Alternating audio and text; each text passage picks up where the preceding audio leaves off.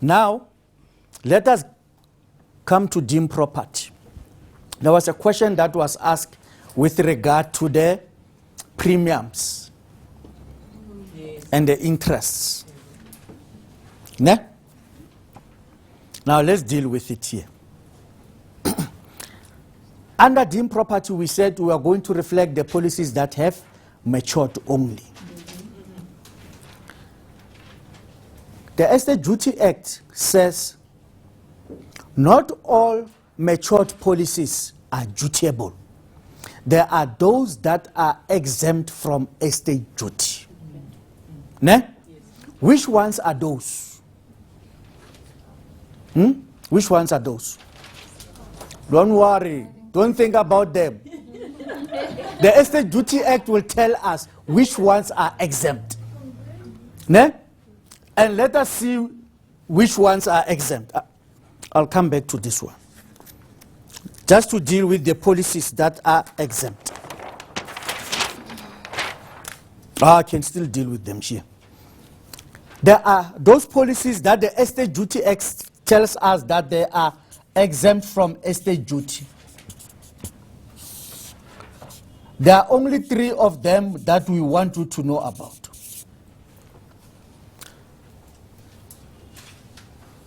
A policy that is payable to the spouse or the child of the deceased in terms of an antenuptial contract. We just abbreviate it and say policy ANC. This ANC is antenuptial contract, not African National Congress.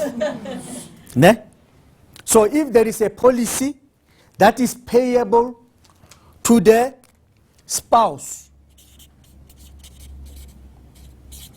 or the child of the deceased in terms of an antenuptial contract, the Estate Duty Act says I recognize such policies and I exempt them from estate duty. In other words, I'm not going to consider them for taxation.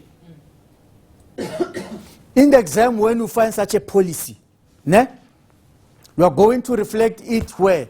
Under deemed property, but in the money column, you're going to write 0. Because when you ask, or when we include them, it means that we've allocated a mark for them. Ne? So just include them under deemed property, but reflect them at 0 to show that they are exempt. Ne? The Estate Duty Act says there are those policies that they call buy and sell. Buy and sell policies. What is a buy and sell policy? A policy that is taken by shareholder on the life of a co-shareholder, so that when that co-shareholder dies, ne, that policy can be used by the surviving shareholder to can acquire the shares of that deceased shareholder. The Estate Duty Act says I'm recognizing such policies, but I exempt them from estate duty. We call them buy and sell. It looks like I'm forced to come here. There must be a business relationship. Ne? Partner number 1 takes out a policy on the life of partner number 2. Ne? So that when partner number 2 dies, partner number 1 can use the proceeds of that policy to buy the interest of this deceased partner. Ne? The estate duty says, I recognize them, but I exempt them from estate duty. Now, there are 2 requirements that must be there for it to qualify for an exemption. Number 1, the purpose of taking out this policy must have been to acquire the interests of the deceased partner. Same as shareholder number 1 or shareholder number 2 is the same thing. The purpose must be to acquire the shares of the deceased partner. That is number one. Number two, there must have been a business relationship between P1 and P2 or S1 and S2. In other words, if S1 and, let's say P1 and P2, they were not partners. Ne? They were brothers. Their relationship was not business related. Ne? Therefore, this policy will not qualify for an exemption. Ne? But then let's come back to that one that qualifies. There must have been a business relationship. Number two, the purpose must have been to acquire the interest or the shares of the deceased one. Then it will qualify as a buy and sell. And then, under the deemed property, you are going to include it in the money column, you will put 0. The third one, the Estate Duty Act calls it a key man policy. Key man. What is a key man policy? The Estate Duty Act defines a key man policy as that policy that was not taken at the instance of the deceased. The deceased did not pay the premiums. The policy will not be paid into the estate of the deceased. The estate will not pay to any beneficiary of the deceased. The proceeds will not be paid into any family company of the deceased. In other words, it was taken independently from the deceased. And an example of this is when an employer takes out a policy on the life of his key employee for those rare skills of this key employee. Does not require the permission of that employee to do that. When that employee dies, the proceeds will not be used for any benefit of that employee because the employer wants to use the proceeds to get similar skills from another person. Ne? So the Estate Duty Act recognizes such policies but exempt them from the calculation of estate duty. They call them key man policy. Therefore, in the set of facts, we are going to look at them and say, here is a policy that has matured. Does this policy fall under number 1 or number 2 or number 3? If your answer is yes, it means that that policy is exempt. You will reflect it at 0 in the examination. Ne? But if your answer is no, it means that that policy is dutiable. Are we together? Yeah. Yes. So only these ones. Ne? So let's assume that the ones that we have, the policies that we have, they don't fall under 1, 2, or 3. It means that those policies are dutiable. Your next question will be, at what amount are they dutiable? Yeah. At what value are they dutiable? And what is your answer? What is your immediate answer? They are dutiable at their maturity value. Is it not that easy? Yes, it's easy. Ne? But the last thing about the Estate Duty Act, it makes only one. That's one exception. Ne? And what is that? Let's demonstrate it on this other page. The exception that is made, where not all the total proceeds are dutiable. Ne? The Estate Duty Act, let me explain it first. The Estate Duty Act says a policy on the life of the deceased is dutiable at its total proceed, except for an instance where the person who took out the policy and paid the premiums, that is the premiums, ne? Is the one who's going to get the proceeds. E.g., let's look at the E.g. The son takes out a policy on the life of his father. The son pays for the premiums every month without fail. Where he does not have money to pay for the premiums, he goes out and borrow money. The son is waiting for the date where the father will die. Remember, the policy is on the life of the father. He's waiting for that day when, if the father dies, the proceeds will be paid to him. Let's assume for a moment that the total proceeds will be 100,000. So every time when his father is walking around, he's looking at 100,000. Eh? And every morning he goes to his father's door. All of a sudden, since he took out this policy, every morning he goes to the father's door and knocks. He wants to hear if the father will answer. Ne? To see whether 100,000 is coming or not. Ne? And the father sends him out. He doesn't mind. He smiles. He knows that one day. 100,000. Yeah. Ne? So he pays the premiums every month. Until that fateful day, during that rainy morning, when he went to the father's door to knock, the father did not respond. And he says, I'm not sure, maybe it's the rain that is disturbing me. And he knocked harder. And the father did not respond. It means that the policy has matured. Ne? It means that 100,000 is payable as a result of the death of the father. Now, the Estate Duty Act says that it is not 100,000 of the proceeds that is payable.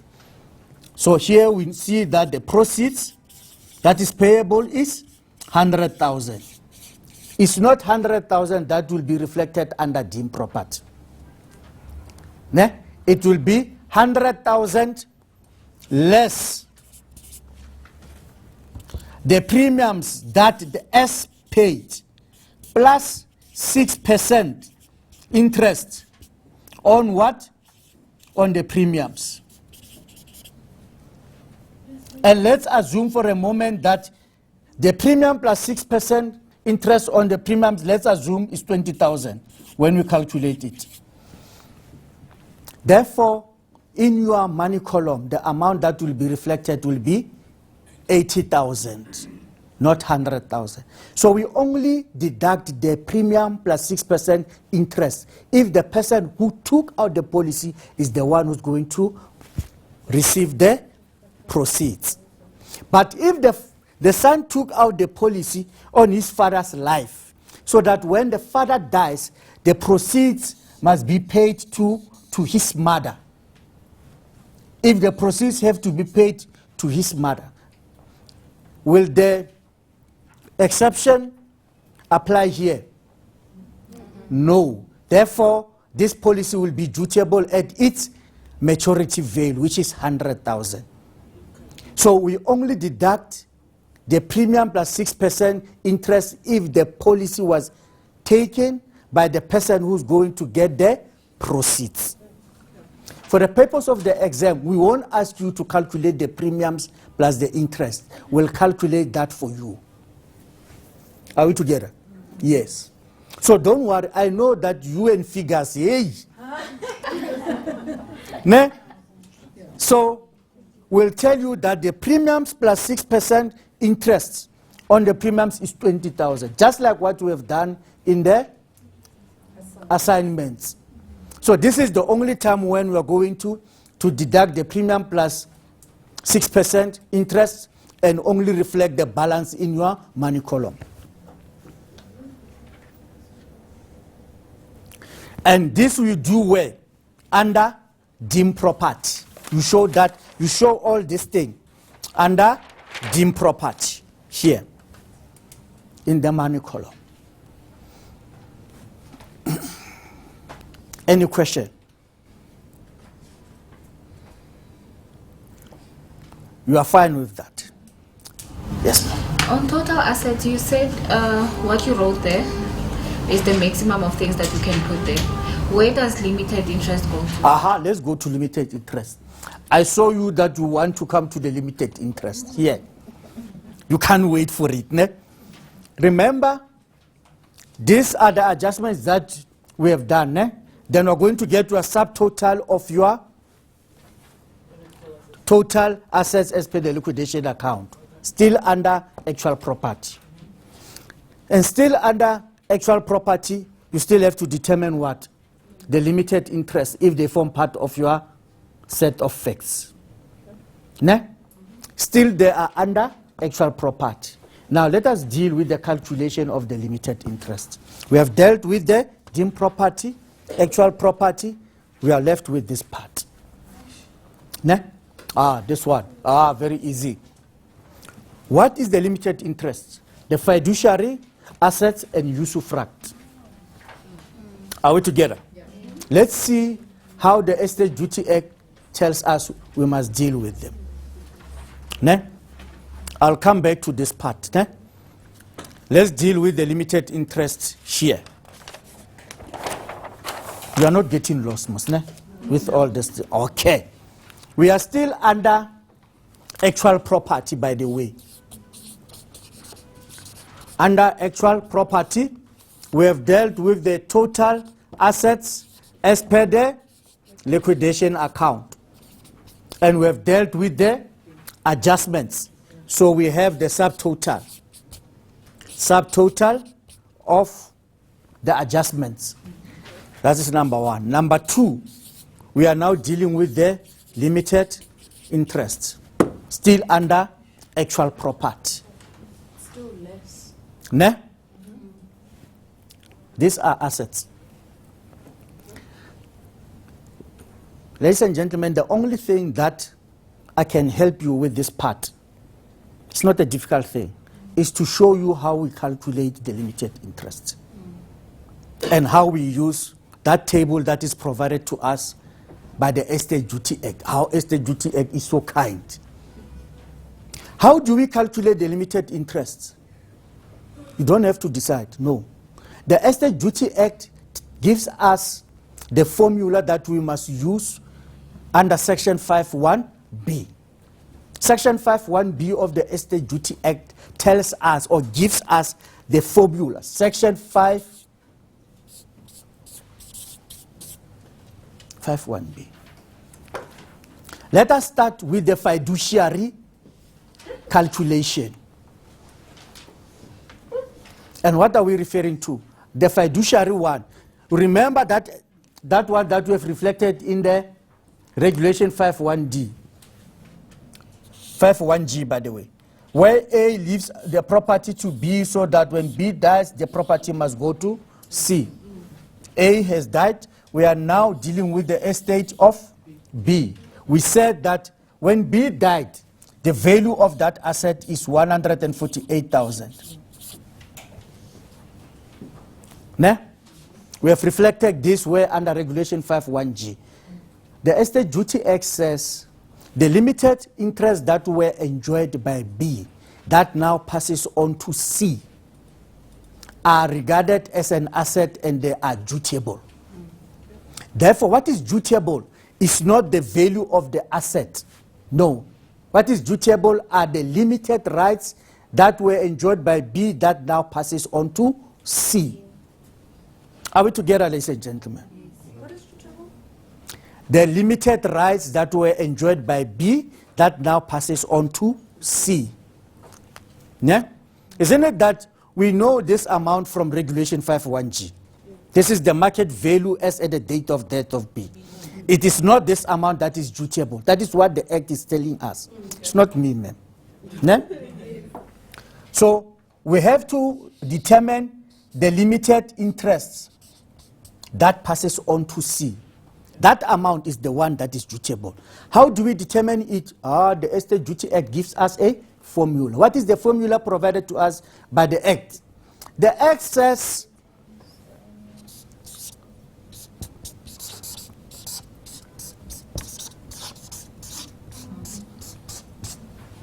you cannot say because already you have dealt with that in your assignments. You know this formula. This formula is very easy. Look, it says PFNV. What does it stand for? Present fair market value of the property. And the present fair market value of the property in our example is there. How much? 148. Already is there. So it's not difficult. 148,000 multiplied by 12%. Multiply by the fact. The only thing that we have to do is to solve for F. Only. Only. After that, it will be between us and our calculators. Ne? Now, how do we solve for F, ladies and gentlemen? The estate duty act says, ne? We are going to solve for F by taking into account the person who is now receiving the rights. In our example, who is that person? Is C. Aha. Is C. The Estate Duty Act tells us that we are going to determine the age next birthday of C. Let's write it down. Age next birthday of C. Nah? I'll come back to that. And then we have to look whether C is C a male or a female. Is C a male or a female? Oh, this one is easy to determine whether C is a male or a female. It's easy. Nah? And once we have determined that, the Estate Duty Act says, I'm going to provide you with a table. And the relevant table here is Table A. We're going to look at Table A. Table A is provided to us under the regulations in the Estate Duty Act. Nah? So once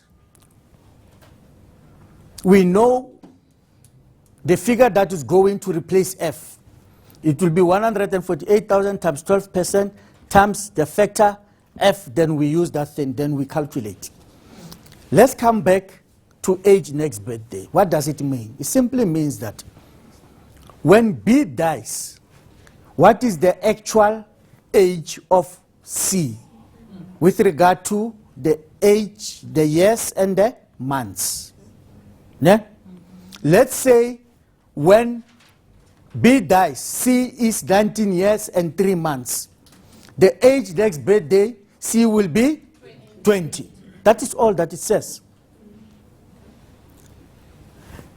Age next birthday, when B dies, C is 33 years and 9 months. Ne? Age next birthday of C will be 34. Are we making sense? Yes. So therefore it will be C, age next birthday, whether C is a male or a female, and look at Table A. Let us look at Table A. Do you have Table A? Let's go to our test book. Ne? Pardon? C. Yes, we are still We putting have the to male or determine female. the gender, right? It will be very clear. Yeah, but for this For now, we'll come back to it. Let's assume for now that in the example that we're going to give, the first one, C, it's a male. Let's start with the male. Easy, ne? Okay. Do we have that? yeah. Regulation. Regulation 45/3. Start with stroke 3. What does it say there? What is his age? No, we'll come to the age, don't worry. I only want you to look at the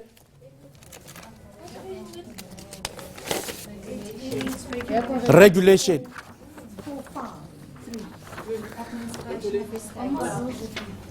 I don't know what page. That is a serious indictment. It means you have not opened that book. The old question papers. Don't look, just look at the 45 at the bottom, written with capital letters REG. 45, and then it has dash, it has 3. Start with the, and then you will see that there is a table that is written table A. It's something like this.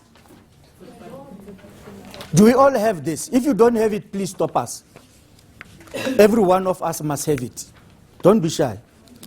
You will be very patient so that you find it. Did you see it? Do you have the textbook with you? I'll borrow you mine. Ne? Okay, on table A there, you'll see that it's written. Yes, ma'am. Tables for calculating limited interests. The expectation of life and the present value of R1 per annum for life capitalized at 12% over the expectation of life of males and females of various ages. Ne? This first column deals with what? With age. It's from 0 to what? From 0 to 90. Not 45, ne? 0 to 90. The second one deals with expectation of life. It has male, female. Can you see that? And the next column is present value of R1 per annum for life, male and female. That is the one that we are going to use for the calculation of the limited interest. That column of present value of R1 per annum for life. Ne? Let's go back to our example. We say when B dies, C is 19 years and 3 months. Ne? The age next birthday of C will be 20. And let's say C is a male. So we are going to go to the age factor 20. And then on that column, present value of R1 per annum for life will go to male, not so. Yeah. What is the figure there? 8,294.71. Yes, 8,29471. Can you see that? Yes. That is the figure that is going to replace F. Okay. Simple. Thereafter, it is you and the calculator. Okay. Then we are going to receive the total. Are we together? Yes. Ne? What if you make a mistake of saying the UC is 19? Do you get a half a mark? Okay. This is an account. Okay. A 6 is different from a 9. Yeah, true. Are we together, ladies and gentlemen?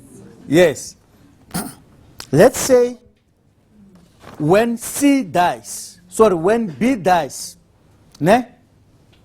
We said that C is 33 years and 9 months. Ne? Therefore, the age factor will be 34. We go to the age factor 34 under male. What is the figure there? 8172.62. Use that figure and do the calculations up to the end and see how much you are going to get. So that it can talk to you, it can make sense to you. So that if you don't understand it, then let us deal with it now. Ne? C is 33 years and 9 months, so C will be 34, age factor 34 under males. Ne? Yeah. Deal with it practically and see how much you are getting. How much? If you do not work it out, you will be lost. So in that example, what you are getting is 145.73. Now this is the amount that we are going, this is the figure or the amount that we are going to reflect in the money column. Here, under limited interest, we have worked out the limited interest. The limited interest is 145.73. Therefore, the amount that is dutiable is not 148,000, the market value, no. We have calculated the limited interest that are dutiable, which is 145.73. Can you see that? Yeah. Are we together, ladies and gentlemen? Yes. As long as you have this table in the exam, we don't ask you to cram this thing when you go to the exam. We'll provide you with this. Thank you. Ne? Yeah. I know that you are worried where you are. So this. Ne? We'll provide them to you. That is all. As long as you know the formula, then you are fine. You can do any. What you have to get right is the age next birthday. Only. Are we together, ladies and gentlemen? Are we fine? Yeah. The last thing is that this formula, you will just copy it from section 5.1b. You don't have to cram it. Ne? Present fair market value of the property multiplied by 12%. That 12%, if you read that heading, you'll see it's capitalized at 12% per annum. It refers to this part. Ne? Multiplied by the factor f. Ne? Now we want figures that will replace this and that. Ne?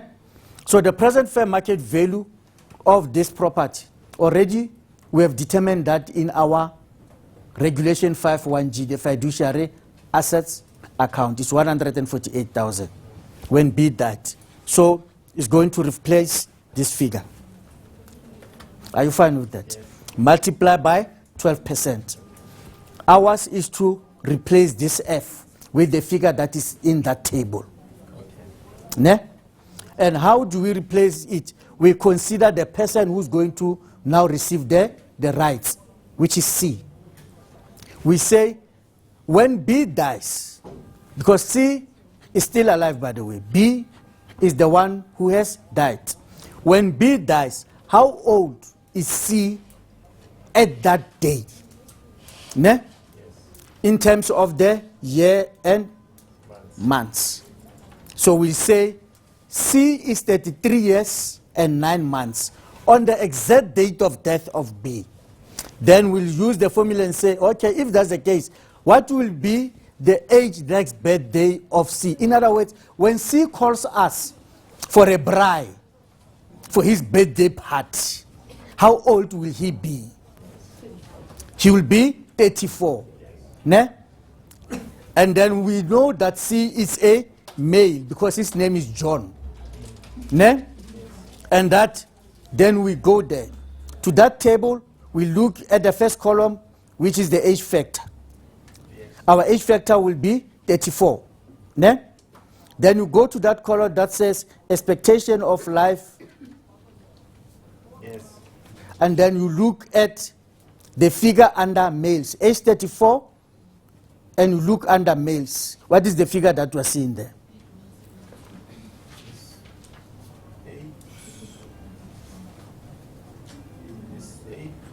8,17262. That's correct. That figure, it is going to replace this. Say it again. In other words, we'll say 148,000 multiplied by 12% multiplied by 8,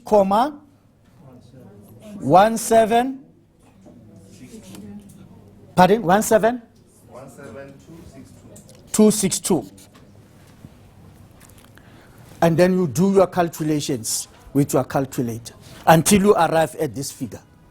If you like, so that you don't get confused, you can bracket this one. Get the answer and then multiply it by that one on the figure. When you practice it, you'll see it is very, very easy.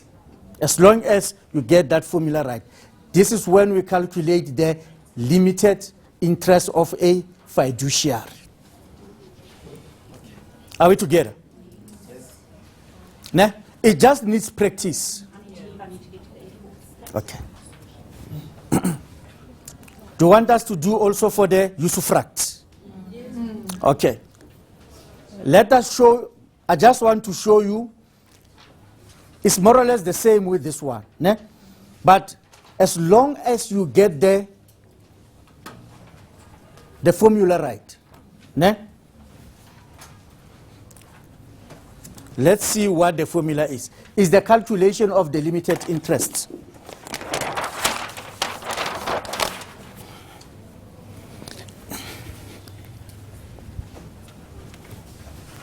is the calculation of the limited interest. With regard to a usufruct, what are we referring to? D. Let's get the one that will write better. D, in his will, he says, I'm leaving my property to E, subject to the usufruct of my daughter F. Ne? E will get the dominium, inheritance, and F will have the right of usufruct. Ne? Now, when we calculate usufruct, when you look at the provisions of Section 5B, there are two calculations that we must make. And out of the two calculations, we must take the lesser calculation that will be the limited interest of the usufruct. So there are two calculations. The first calculation is the similar one that we have done with regard to a fiduciary asset. That is calculation number 1, which is what? We'll deal with the formula. The calculation number 1, who has died is the usufructuary. The person who was enjoying the right is the one who has now died. Now, how do we calculate the rights of the usufruct? That now passes on to E. Ne? The first calculation, we deal with the formula. Present fair market value multiplied by the factor F. Ne? Here, what is the present fair market value? Let's say is how much? 140? Okay. Just like this. The one who's going to get the rights. Who is? E. E, age, next, birthday, and then whether it's a male or a female, it's a female. Ne? And then table A. Ne? Let's say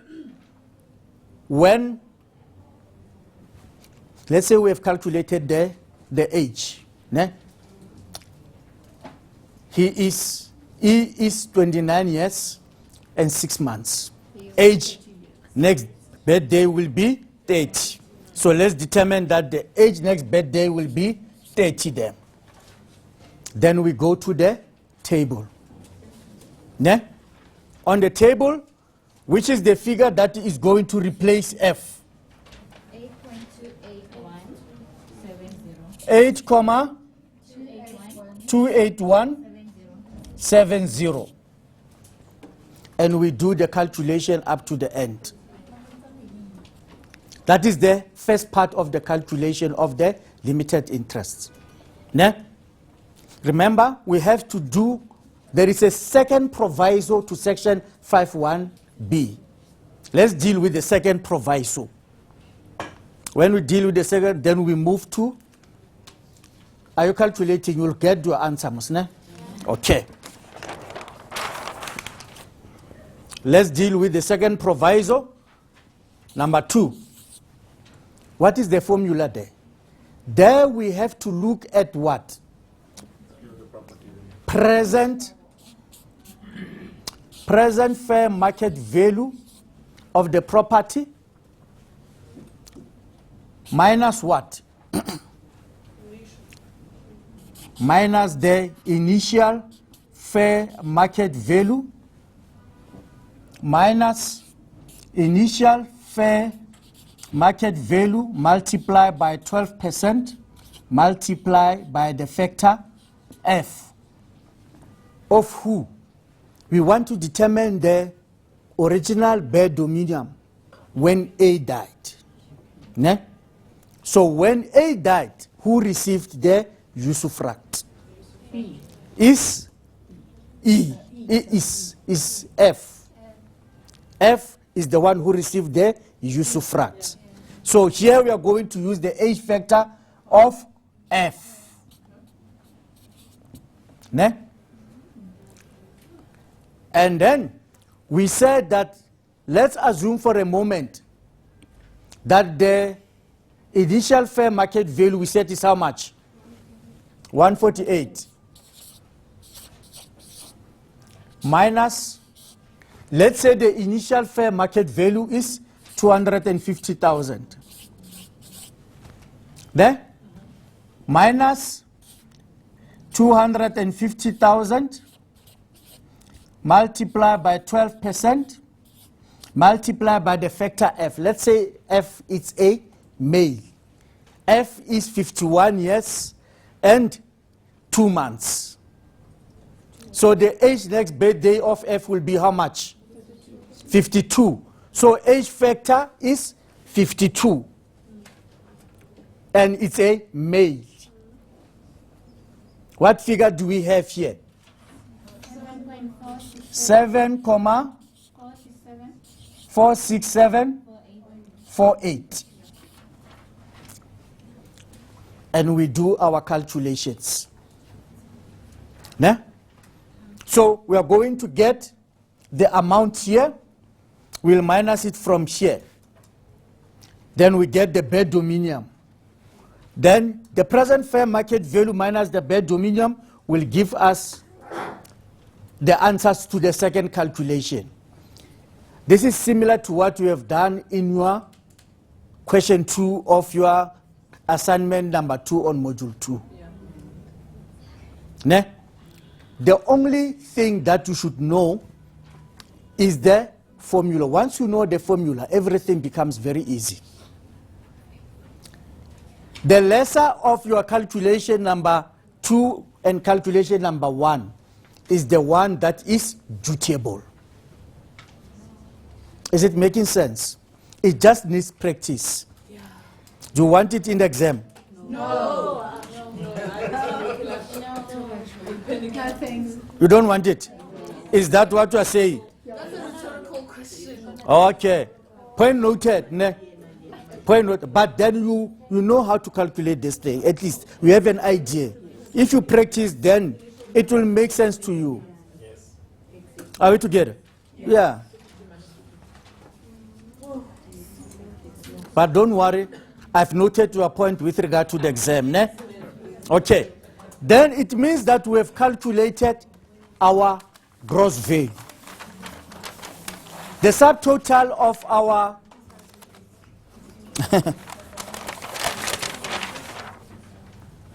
the subtotal of our actual property plus the subtotal of our deemed property will give us what? The gross value. Ne? The subtotal of actual property and the subtotal of deemed property. So these subtotals, the two of them, will give us a subtotal of actual property. This ones will give us a subtotal of what? Deemed property. The two subtotals, when you add them together, will give us the gross value. Can you see that, ladies and gentlemen?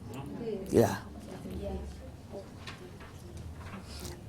Once you know how to arrive at the gross value, the rest becomes easy. Let's see. The rest becomes easy. From the gross value, then you deal with allowable deductions. Ne? You deduct them from the gross value. These ones you should know. The ones that we want you to know when you prepare today, when you prepare for the examination, section 4A, you must know it. Ne? Funeral expenses, you deduct them from the gross value.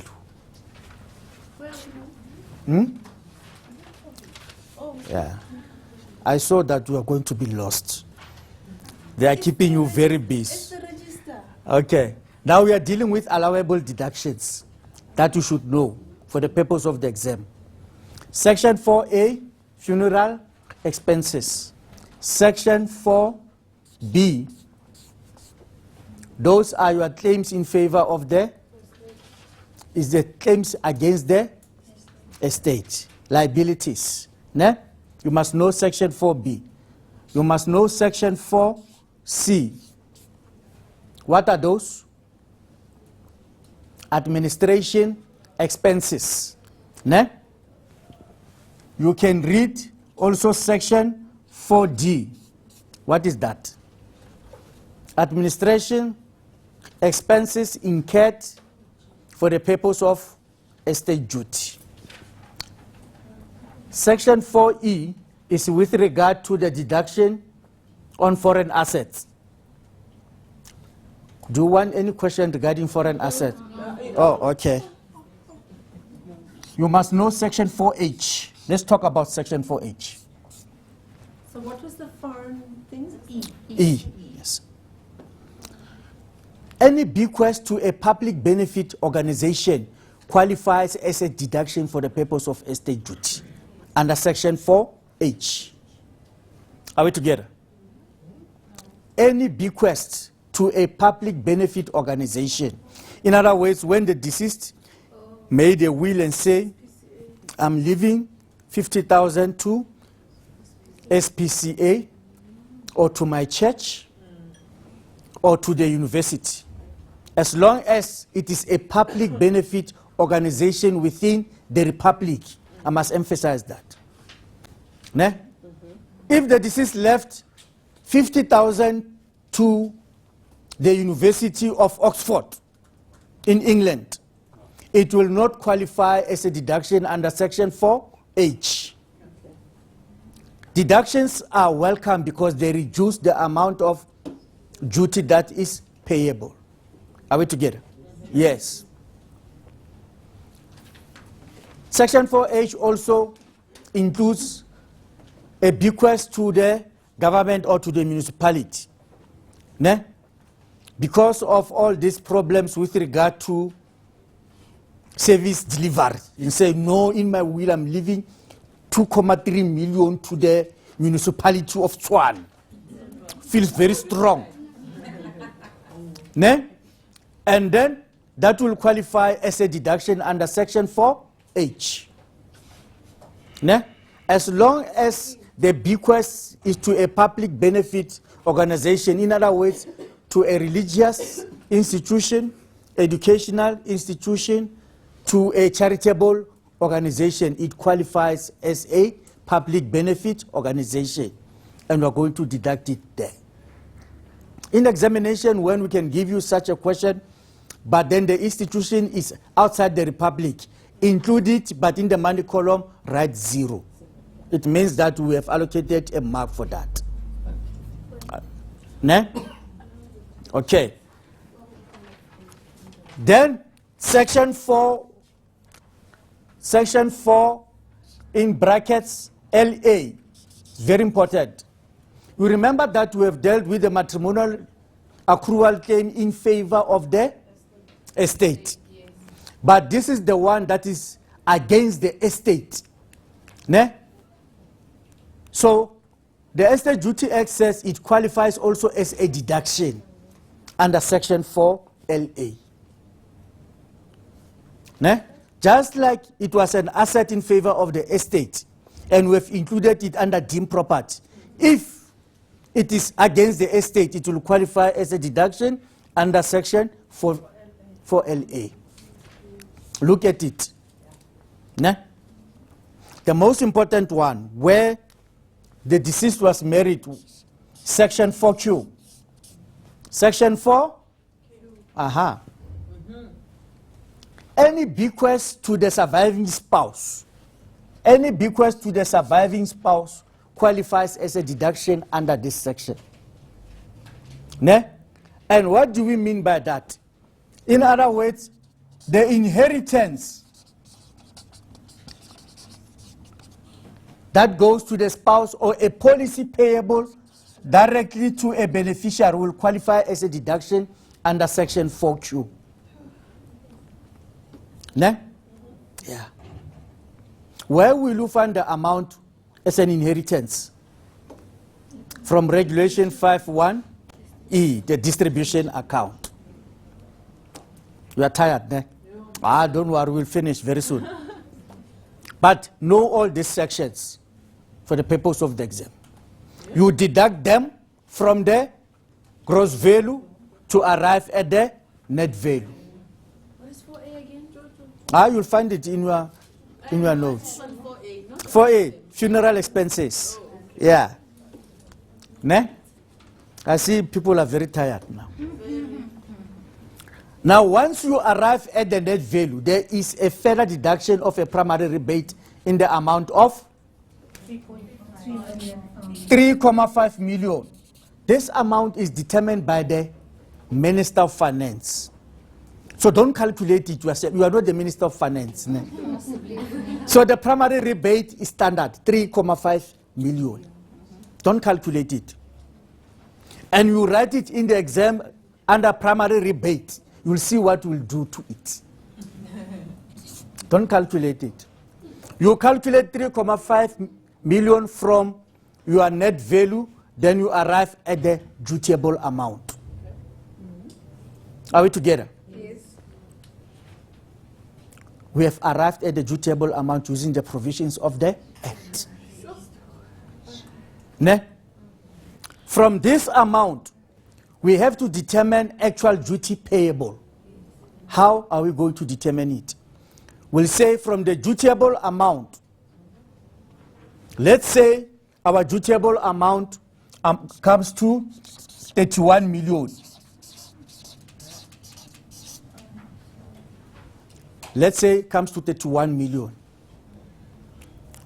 How are we going to determine actual duty payable? How do we determine that? For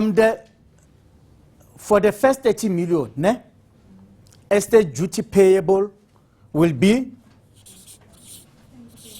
20% on the first 30 million. Are we together? Yep. And thereafter, on the amount above 30 million, estate duty payable is payable at the rate of 25% on amount above 30 million. Here, in other words, it will be 25% on what? It will be 25 on 1 million. Because 1 million is above 30 million. So you have to do these two calculations. This is the position since 1st April 2018. Yeah? You still know that word of 20% on the dutiable amount only. No, it has changed now. Yeah? So it's 20% on the first 30 million, and on the amount above 30 million, it will be 25%. Yeah? Then the two figures will give you the actual duty payable. Are we together? Yes. Understand that we are tired. So if our dutiable amount is 31 million, how do we determine actual duty payable? We're going to determine that by 20% on the first 30 million. Yeah? What is 20% on 30 million? 6 million. 6 million. Ne? And what is 25% on 1 million, which is 250,000? 250,000. Therefore, actual duty payable is how much here? 250. How much? 6,250,000. That is actual duty payable. That is how you determine actual duty payable. You must know this. Yeah? Yeah. This going to be a very long exam. Very easy. No, we've been here very long, but this one won't be long. Are you sure? Yeah, I'm sure. Doesn't happen on the exam.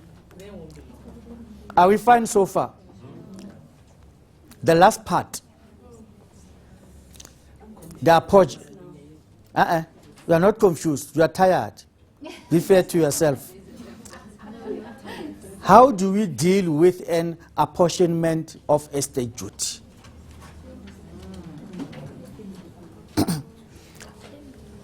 Look at section 11 and section 13.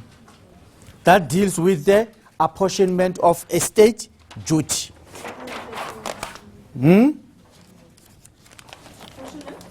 Of estate duty. Look at section 11. Section 11 will tell you who will be required to contribute a pro rata amount. And usually it will be the person who has received the policy. At least you are sitting down. I've been standing here for the whole morning. You must be feeling sorry for me. Should have given him my watch.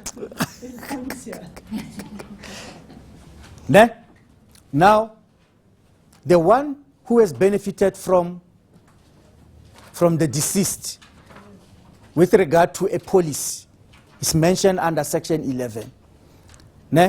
That policy that was payable directly to a beneficiary, that is a benefit. Now, section 13 gives us a formula that we're going to use for an apportionment.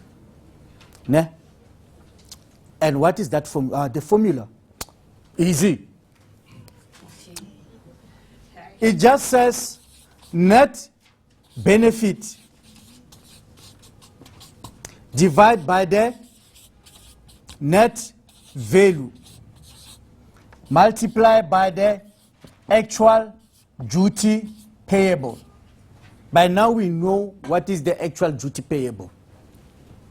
Not so? Yeah. And this is the formula.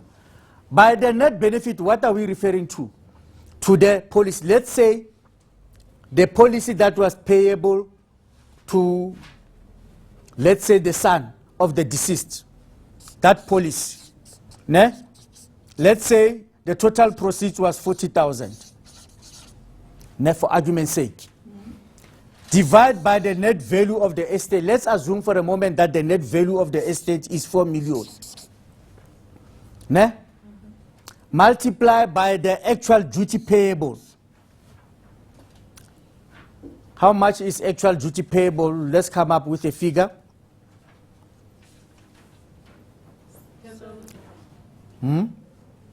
Let's say it's 100,000. Let's take a global amount. 100,000 is payable. So it's 40 divided by 4 million multiplied by 100,000. The amount that we're going to get there is the pro rata that is payable by the son who has received the benefit. That is how you calculate it. This is section 13. Look at section 13 as to the formula, ladies and gentlemen.